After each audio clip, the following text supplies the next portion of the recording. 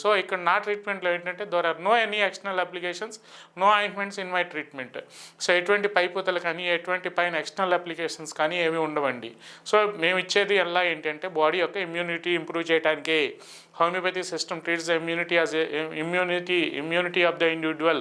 Homeopathy builds the immunity of the individual. Homeopathy treats the each and every individual as a fresh case అని చెప్తూ ఉంటాం.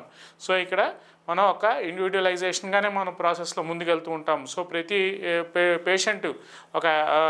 Psoriasis పేషెంట్కి ఒకే medicine అనేది ఇవ్వడానికి ఉండదు.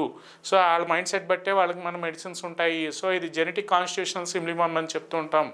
సో దీన్ని శరీర తత్వానికి బట్టే మనం మెడిసిన్ ఇస్తాం కాబట్టి సో వీళ్ళకి సో ఇది చాలా వరకు 199.99% safe and gentle healing plus faster recovery. పెద్ద పాయింట్ ఏంటంటే ఫాస్టర్ రికవరీ. సో ఏదో సోరియాసిస్ పేషెంట్ వచ్చాడు, లేదంటే సమ్ ఆర్థరైటిస్ పేషెంట్ వచ్చాడు, లేదంటే సమ్ స్పాండిలైటిస్ పేషెంట్ వచ్చాడు అనేది కాదండి. ఇక్కడ ఫస్ట్ అండ్ ఫార్మోస్ట్ థింగ్ ఏంటంటే వెరీ స్పీడ్గా వెరీ ఫాస్ట్గా రికవరీ అనేది చాలా ఫాస్ట్గా మనకు కనిపిస్తుంది. సో దీనికి ఏదో హోమియోపతికి డాక్టర్ దగ్గరికి వెళ్ళామంటే ఏదో రెండేళ్ళు వాడమన్నారు, 3 ఏళ్ళు వాడమన్నారు అనేది ఉండదండి. సో ఏదైనా ఫస్ట్ అండ్ ఫార్మోస్ట్ థింగ్ ఒక పేషెంట్ వచ్చారంటే మనకు ఒక 6 monthsలో best and beautiful results. Patient should be satisfied with my treatment.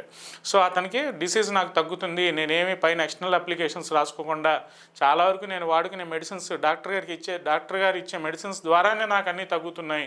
నేనేం పైపోతలు ఏమీ రాసుకోవట్లేదు, ఎటువంటి పథ్యాలు ఏమీ లేవు. సో దీంట్లో కూడా కొంతమంది అడుగుతూ ఉంటారు ఏంటండి సోరియాసిస్ వచ్చింది కదా, లేదంటే సమ్ అలర్జిక్ రియాక్షన్స్ ఉన్నాయి కదా, పథ్యాలు ఏమన్నా ఉంటూ ఉంటాయండి. So there are no food restrictions and no diet restrictions అండి. ఎటువంటి పథ్యాలు కానీ ఎటువంటి ఆహార నియమాలు కానీ ఏమీ ఉండవు దీంట్లో.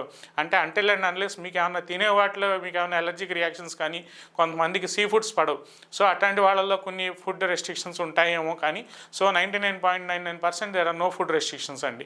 వాళ్ళకి ఏదైనా డయాబెటీస్ ఉంది, లేదంటే హైపర్ టెన్షన్ ఉంది, లేదంటే ఏదైనా కిడ్నీ ప్రాబ్లం ఉంది, లేదంటే అదర్ కోమార్బిడిటీస్ ఏమన్నా దీర్ఘకాలిక వ్యాధులు ఏమన్నా ఉంటే అటువంటి వాళ్ళలో ఏమన్నా వాళ్ళకుంటే పర్సనల్ ఫుడ్ రెస్ట్రిక్షన్స్ ఉంటాయి. కానీ homeopathy has no food restrictions అండి.